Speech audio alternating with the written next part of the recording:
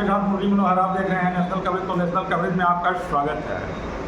National coverage का सबसे लोकप्रिय कार्यक्रम चुनावी अड्डे में आज हमारे साथ जो है राज्यसभा सांसद लोकप्रिय नेता मिथिलेश कटारिया जी जुड़ चुके हैं। हम इस समय उत्तर प्रदेश के 70 घोषी लोकसभा में हैं। जैसे जैसे चुनाव की तिथि नजदीक आती जा रही है, मौसम का पारा भी चढ़ता जा रहा है और राजनीतिक पारा भी चढ़ता जा रहा है। 70 घोषी लोकसभा जो है बहुत प्रतिष्ठापरक सीट बनती है। गोरखपुर क्षेत्र और अगर काशी क्षेत्र की बात करें तो गोरखपुर क्षेत्र से परम पूज्य जो कि आदित्यनाथ जी महाराज का क्षेत्र है और काशी क्षेत्र में जो है भारत के यशस्वी प्रधानमंत्री माननीय नरेंद्र मोदी जी का लोकसभा क्षेत्र है। दोनों के बीच में पड़ने वाला यह लोकसभा जो है अपने आप में बहुत ही ऐतिहासिक और बहुत ही प्रतिष्ठापरक सीट बनती जा रही है। अखिलेश यादव जी ने भी अपने एक बयान में कहा था कि कन्नौज के बाद अगर कोई हमारी सबसे सेफ और सबसे जिताऊ सीट है तो वो घोषी 70 लोकसभा है। 70 घोषी लोकसभा में यशस्वी प्रधानमंत्री माननीय नरेंद्र मोदी जी, उत्तर प्रदेश के मुख्यमंत्री परम पूज्य योगी आदित्यनाथ जी महाराज, हमारे दोनों उप मुख्यमंत्री ब्रजेश पाठक और केशव प्रसाद मौर्य, दर्जन भर मंत्री, राज्यसभा के सांसद और तमाम भारतीय जनता पार्टी के संगठन से जुड़े हुए लोग आ चुके हैं। स्वतंत्रता के बाद 1952 में जब चुनाव शुरू हुआ तो पहली बार 2014 में मोदी लहर में यहाँ भारतीय जनता पार्टी ने अपना खाता खोला था। 19 में भारतीय जनता पार्टी चुनाव हार गई थी। सपा बसपा गठबंधन के अतुल राय ने उनको चुनाव हारा दिया। 2024 में बहुत कठिन है डगर पनघट की, कैसे बीजेपी यहाँ से जीत पाएगी। इन तमाम बिंदुओं पर चर्चा करने के लिए हमारे साथ जो है लोकप्रिय नेता राज्यसभा के सांसद मिथिलेश कटारिया जी जुड़ चुके हैं। आइए हम आपसे बातचीत करते हैं। आपका नेशनल कवरेज में बहुत बहुत स्वागत है। 70 घोषी लोकसभा बहुत प्रतिष्ठापरक सीट बनती जा रही है। अखिलेश यादव इसको अपना जिताऊ सीट मानते हैं कन्नौज के बाद। आपको क्या लगता है? मुझे लगता है, मैं यहाँ पिछली 21 तारीख से जी पूरी मऊ सदर विधानसभा में मैंने भ्रमण किया है। यहाँ पर जनता माननीय मोदी जी को पसंद कर रही है और उनके प्रत्याशी एनडीए के प्रत्याशी डॉक्टर अरविंद राजभर का निशान है छड़ी। मैंने लोगों से पूछा कि ये छड़ी निशान है तो उन्होंने कहा कि मोदी जी ने जिनको निशान कमल दिया उनको कमल हम लोगों ने वोट दिया देश के लोगों ने, और हमारे यहाँ पर छड़ी निशान दिया, इसलिए हम छड़ी को जिता के देंगे।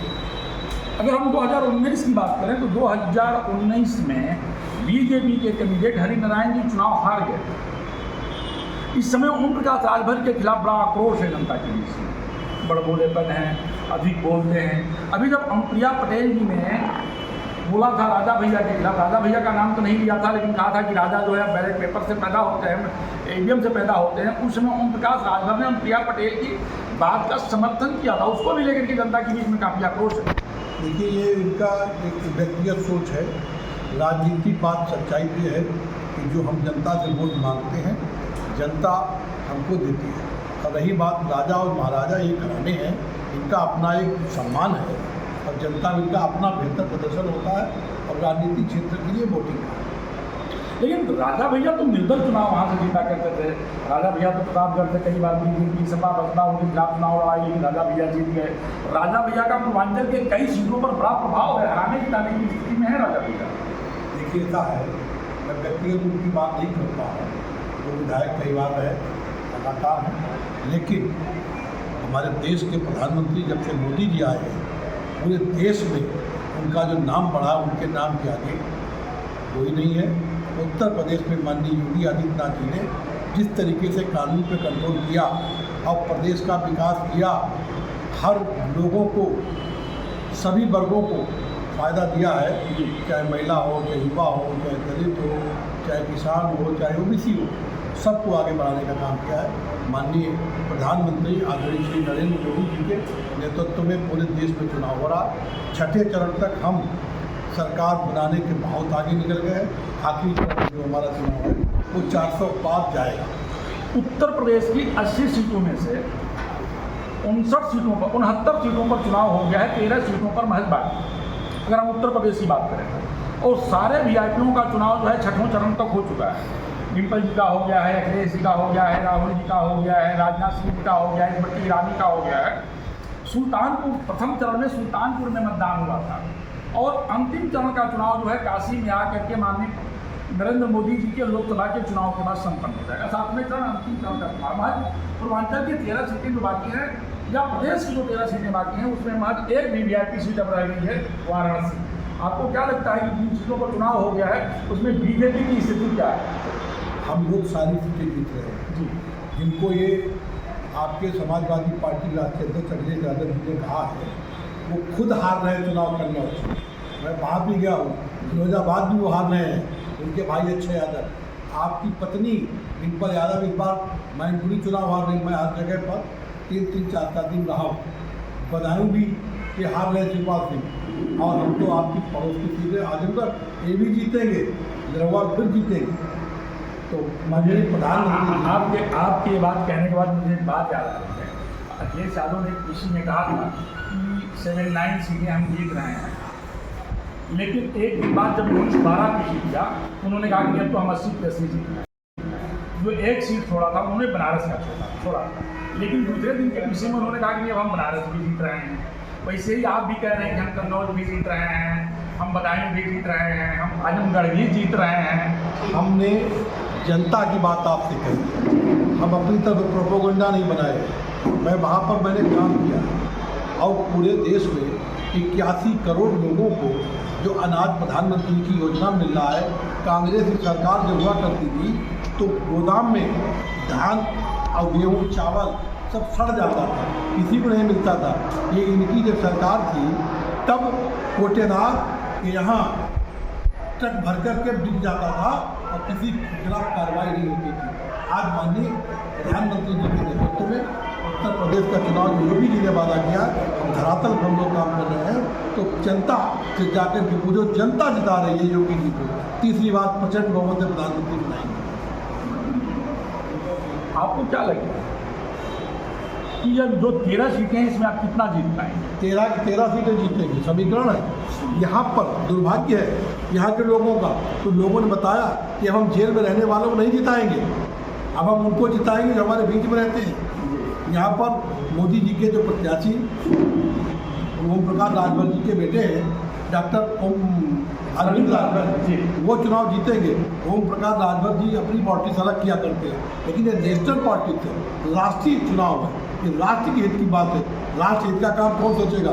अखिलेश यादव टोटल 63 सीट पर चुनाव लग रहे हैं, वो कहाँ सरकार बना लेंगे?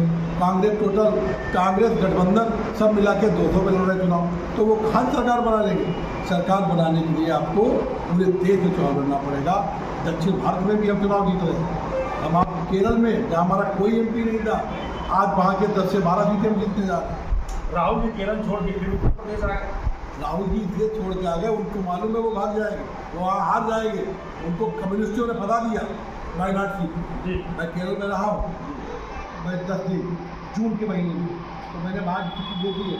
लोगों का अब हमको वो नुमाइंदा चाहिए जो जनता के बीच में जाए, उसकी ठोस योजनाएँ हो, जिससे देश का कल्याण हो। राजा की पत्नी वहाँ चुनाव लड़ रही है, उनकी पत्नी लड़ने दो, हम उससे मतलब नहीं, हम अपनी पत्नी मतलब है। जनता में जो मैसेज गया है, प्रधानमंत्री लोक कल्याणकारी योजना है, आयुष्मान कार्ड, जब आदमी इलाज होता था तो मकान 6 वर्ष शुरू होता था, मकान से बिकता था। आज 5 लाख का आयुष्मान कार्ड का इंक्रीज हमारा संकल्प पत्र आया है कि अगले 70 साल के बाद जो उम्र के लोग होंगे उनको हम आयुष्मान कार्ड देंगे। एक अंक गणित हम आपको समझना चाहते हैं। जो 67 सीटों पर चुनाव हुआ है, ये मैं अंकगणित में केमिस्ट्री की बात नहीं कर रहा हूँ, मैं अंकगणित की बात कर रहा हूँ। इसमें पुरुष से ज़्यादा महिलाओं ने 6% मतदान किया है। 6% कम नहीं होता है, 1% पे सरकारें बनने बिगड़ने लगती हैं, और इस बार 6% महिलाओं ने पुरुषों से ज़्यादा मतदान किया है 67 सीटों पर। आपको क्या लगता है ये अंकगणित की दृष्टि से किधर जा रहा है? ये माननीय प्रधानमंत्री जी ने जो महिलाओं को सम्मान किया, बाकी लोग फोन पे कहा करते थे, कह देते थे, बातों नहीं देते, लेकिन आपने देखा होगा प्रधानमंत्री जी जहाँ मीटिंग होते हैं उसका संचालन भी कोई महिला करती है, महिला टीचिंग देती है। हमारे पार्लियामेंट में नया जो बिल्डिंग बनी है पार्लियामेंट की, उसमें नारी शक्ति बंधन अधिनियम पास करके महिलाओं को 2029 में 33% आरक्षण विधानसभा में और लोकसभा में मिलने जा रहा है। उसका दीर्घायु मतलब दीर्घकालीन जो अनुभव है वो महिला सीख रही है। कि वो जाकर के विधानसभा में अब लोकसभा में दर्ज करेंगे कि मोदी जी की योजना है। इसी वजह से महिलाओं ने मोदी जी को जो 6% अधिक मतदान दिया है, इसी समझदारी जी के जीत रहे हैं। ये अंगड़ी का पूरा फार्मूला है। यस।